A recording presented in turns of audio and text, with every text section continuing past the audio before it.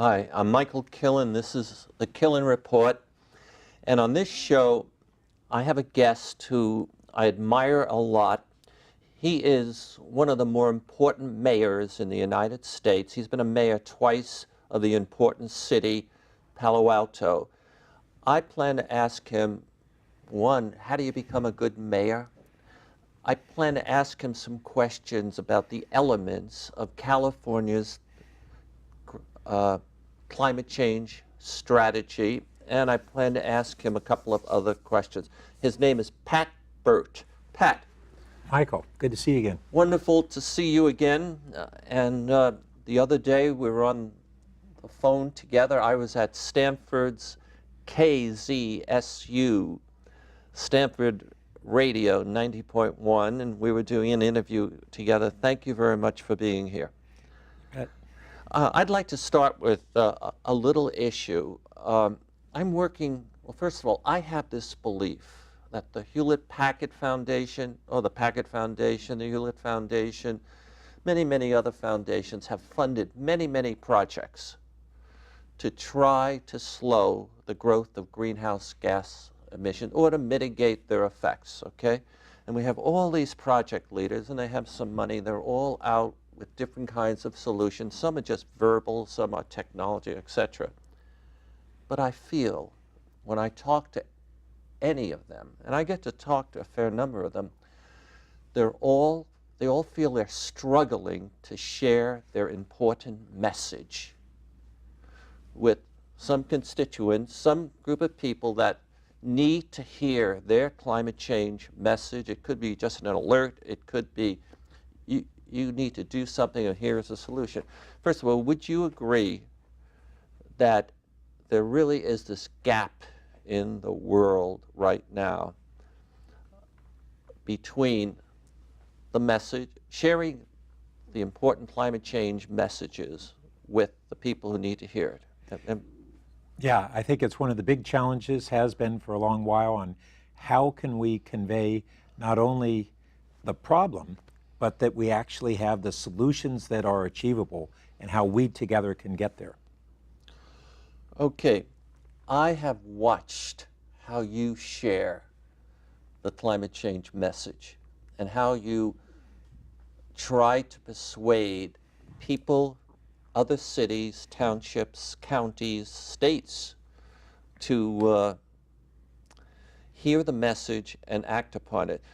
Do you care to tell us how you do it, or should I tell you, the audience, how I have observed you do it? Well, tell me what you've heard or observed. I'm what curious, I've observed, and I'll chime in. And first of all, you are in a position a lot of people are not in. You are the leader. You are the leader of a community, and you tap into the principle of leadership.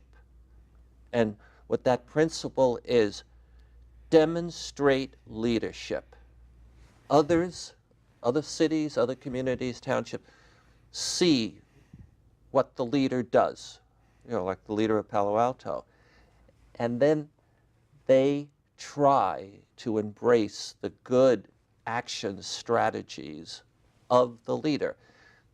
That is, I have seen it now for several years, how you influence other cities, other government officials to understand, embrace the greenhouse gas climate change emissions, and to get them to try to embrace some of the good qualities you folks at Palo Alto have put in place. So what do you think of that? I think it captures it well. First, I need to remind you, I'm a former mayor now, not a present one, but I'm still active in these areas. And yeah, I think one of the real messages that we are able to do by example is that a lot of the arguments against doing what's possible in addressing climate change are centered around that having a clean environment and low-cost energy and a strong economy are somehow mutually exclusive, that you have to make choices between them. We have now global leadership in greenhouse gas reductions, and we have electricity that is a third lower cost than PG&E and its surrounding communities, and we have an economy that one of our biggest problems is just how fast we are growing, and that's really a model economy for a lot of locations. So we feel like we've disproven that claim, and a lot of cities come and say, how can we get more of the Silicon Valley or Palo Alto magic? And one of the answers is, well, we're a sustainable city. That's part of our great attraction. Great. I listened to you. I think you said it very nicely. I'd like to go to another topic. I know you have studied a lot of aspects of California's, the state, strategy, plans for trying to address climate change. And we both, of course, know that Governor Jerry Brown now wants, although I think he probably always wanted, California to be a world leader in addressing greenhouse gas emissions. But if we step back and if we look at what California is doing, it would be interesting to identify the key elements of California's strategy.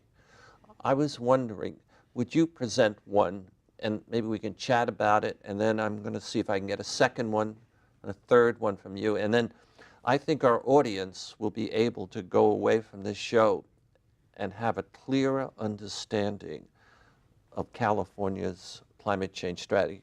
Would you give me one? Well, you touched on Governor Brown, and he actually began a great deal of this foundation way back in the 80s when he was first governor, and initiating some of the leading energy efficiency programs in the United States. We were leaders back then, and we have reaped the benefits as a state since then. So that our energy efficiency has meant that per capita and per GDP, we have been declining in our use of energy for over 30 years. And that's an overlay to all of the other initiatives that we have addressing greenhouse gases. Would I be safe to say energy efficiency is one key element of California's strategy? Yeah. In a way, it's an overlay to all the others, but yes, that's correct. How about another one? Well, we have now a very strong movement toward renewable energy sources, and this is around electricity and renewable electricity. And the state and the city have been moving in this direction now for 15 years or so, and we keep building on it.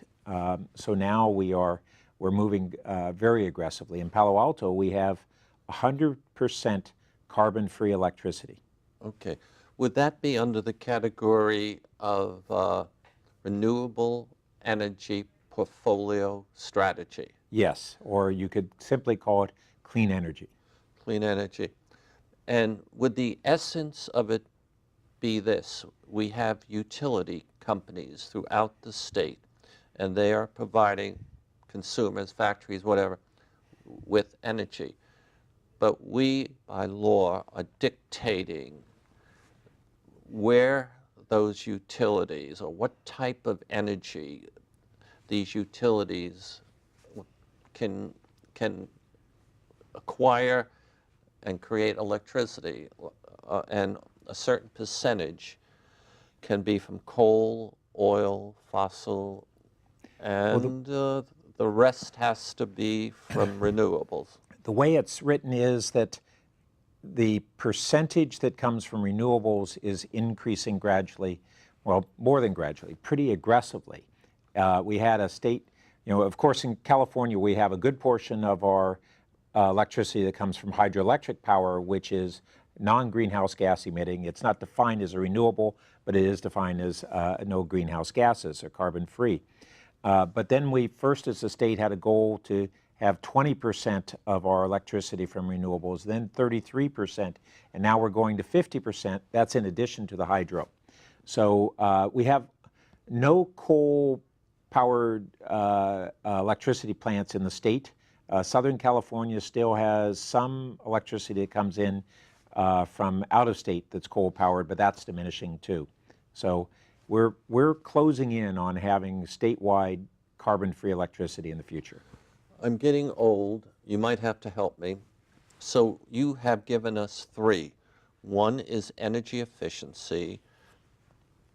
Another one is the renewable energy portfolio, which requires the utilities to provide us constantly a higher amount of renewable clean energy, let's say. And did we have a third?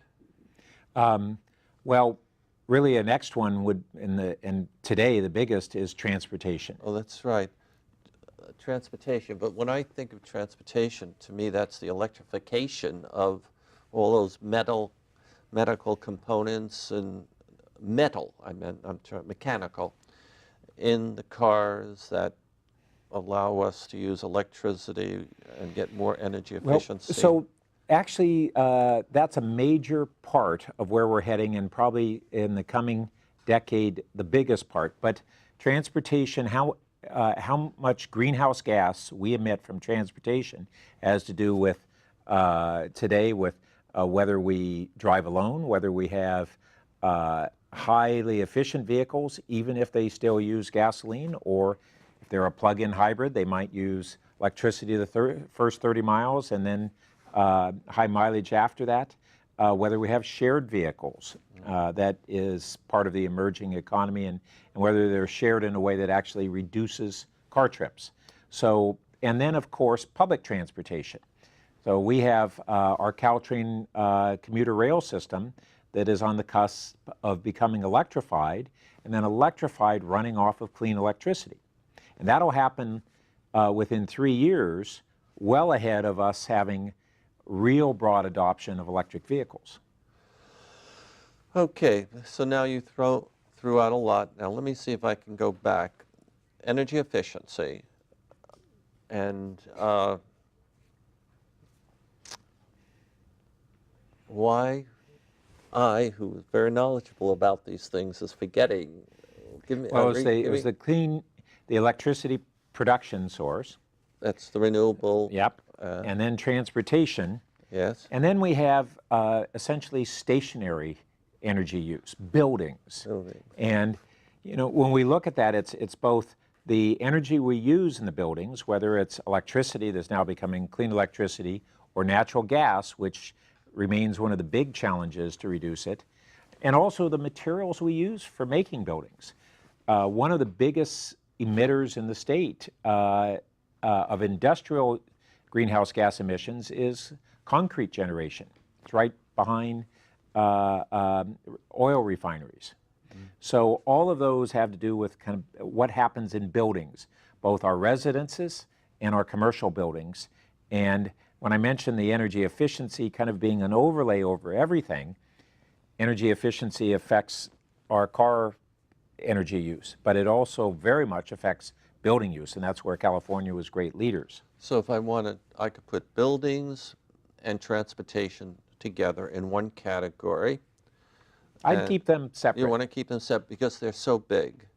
And in both cases, it's the application of energy efficiency as much as and possible. renewables. So it's both of those things. Okay. And then we have two more. Well, I think we're up to 4. We're up to 4, so Yeah. we have 2 more. Yeah. I got 2 more in my head. Oh, you got 6? Okay. Well, certainly one has to do with waste as well. So our waste that we have is one of the most significant sources of greenhouse gases. It's not as big as transportation or generation of electricity or the buildings, but it's significant. And what is the key way we are attempting to reduce emissions from waste? In our state, it's most of all through recycling of materials as opposed to having them go to landfill and waste. But when we consume things, it's not only what happens to the waste, there's a lot of energy that goes into how that material was generated, that packaging or whatever. Okay. All right, so we have 4 or 5 already? Yeah. Oh, I need 2 more, Pat. 2 more. Oh, come on, no looking at your notes. I'm trying to remember. Well, I mentioned industrial sources. So we have refineries and manufacturing facilities and concrete manufacturing, and that's a major source. That's about 20% of the greenhouse gases in the So state. you're trying to improve the manufacturing process, make Yep. it more efficient. Okay. How about two more, Pat? Those capture the major categories. Cap and trade. So that's a tool to achieve some of the others. Yeah. So that's certainly part if you look at the initiatives, maybe that's what you were really talking about, the initiatives that the state is taking. Cap and trade isn't a source of greenhouse gases, but it is a tool to be able to reduce them. Okay. My vocabulary, I look at elements, and I define my elements the way I want. One more element. Come on. And you know this better than I'll ever know it. Go ahead. Tip me off, and then I'll respond. How about land and people management? Well, certainly. That's a big one. Is when we concentrate people closer together in areas where they can live, where they walk and ride and use public transportation, and statistics show people who live in higher density buildings per capita use less energy and are more efficient. And so a lot of what we're trying to do in the state is to do that not only for purposes of energy efficiency, but also to preserve our natural environment. Because if we have more and more people, we're in danger of losing more and more of our natural environment. And that's one of the real challenges of the sustainability movement, is how do we do that? So more compact housing, okay, uses less energy. And did you mention we want to put those more compact facilities right near transportation hubs? Not only near transportation hubs, but the statistics show that people who live downtown near transportation hubs, they avoid more trips because of walking and riding to locations than they do from using mass transit. So we call that now in Palo Alto pedestrian and transit-oriented development. And the pedestrian part is really part of a quality of life. So if we just pack people in higher density and degrade the quality of life, that's not much of a solution. All right. I think we hit on all the elements and whatever you referred to as source or whatever. We're on the same table. But do you have any others, or I'm ready to go somewhere else? Go somewhere else if you like.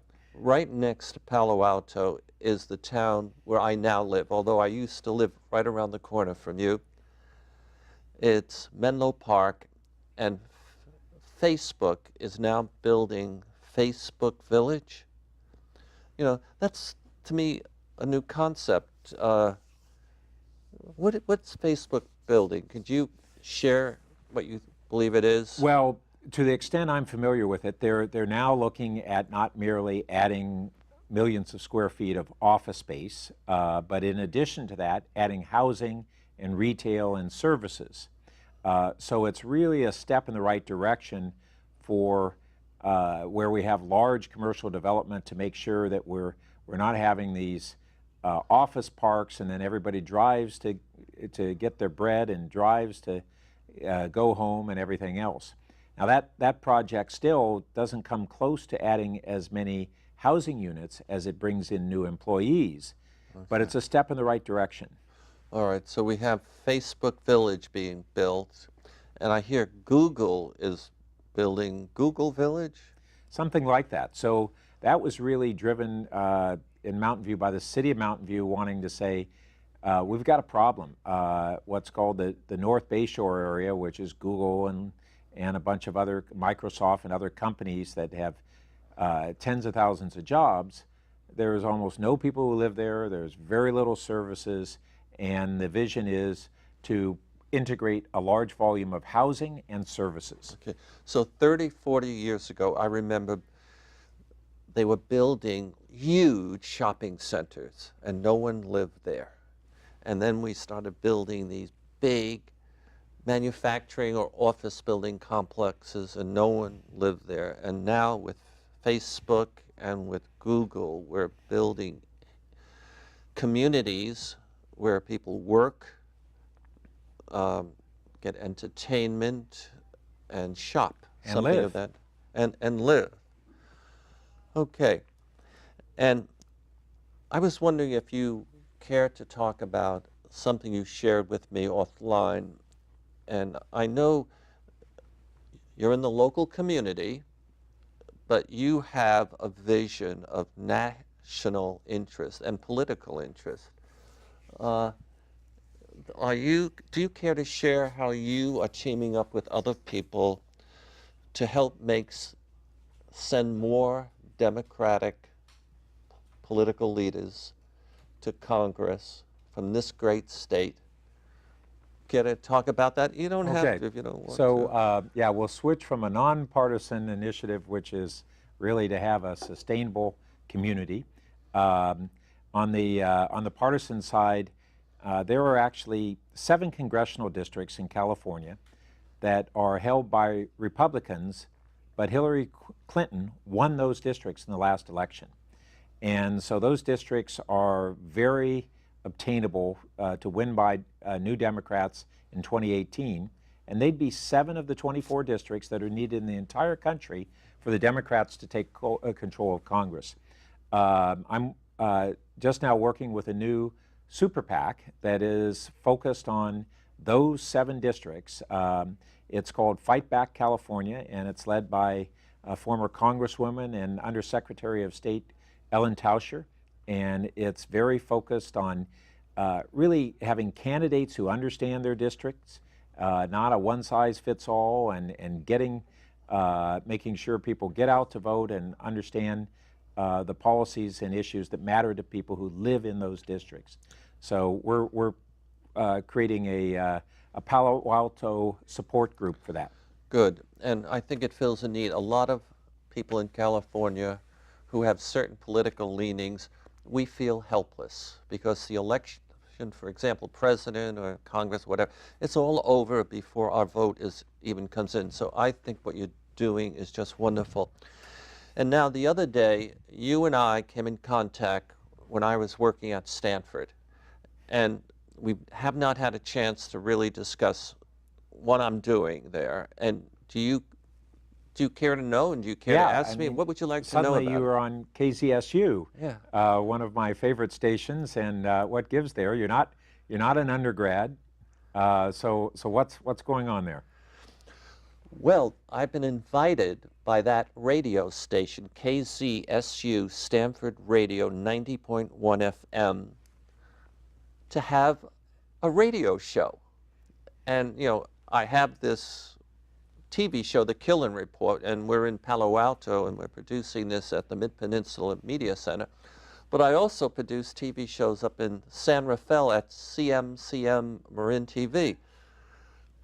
And my life, to some extent, has been television, but all of a sudden, Stanford is pulling me into becoming a radio talk show host. And I'm going to be, I think we're going to fully announce it in about 4 weeks, 3 weeks, whatever. I'm going to have a show called, it's called Climate Issues. And I'm hoping to limit it to 1 hour a week. But I find people around me who are talking about, well, that's not very much, Michael, 1 hour a week. And so I'm over there right now learning how to run all the gangs of CD players, record players, and other things, which is not something I'm used to. Well, it's great because so many people listen to podcasts now, and as a prime source of information.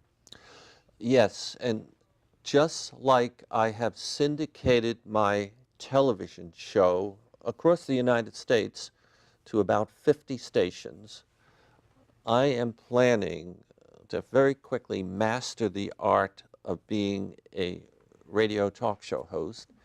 And then I plan to do two things. I plan to sign up another 50, 100 radio stations And at the same time, just like we have YouTube, which takes, in this case, my TV show and sends it out as a video, I plan to take my radio show and send it out as podcast.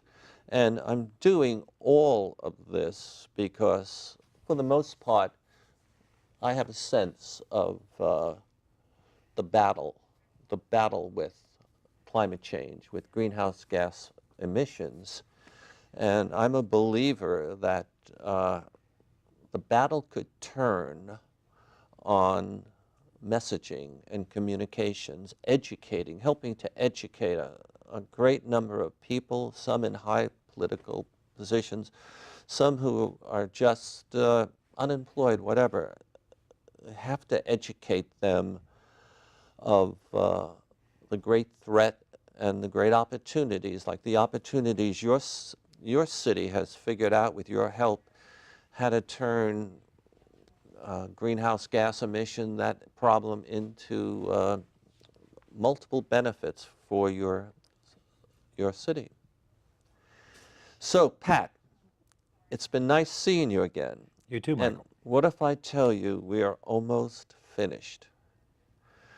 And I want to say, I've thanked you in the past for your service to the community, and I want to thank you again.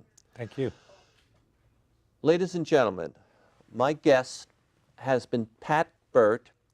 He has been the mayor of Palo Alto several times. No doubt he'll probably be a mayor of Palo Alto again, or he'll be jumping to some higher positions.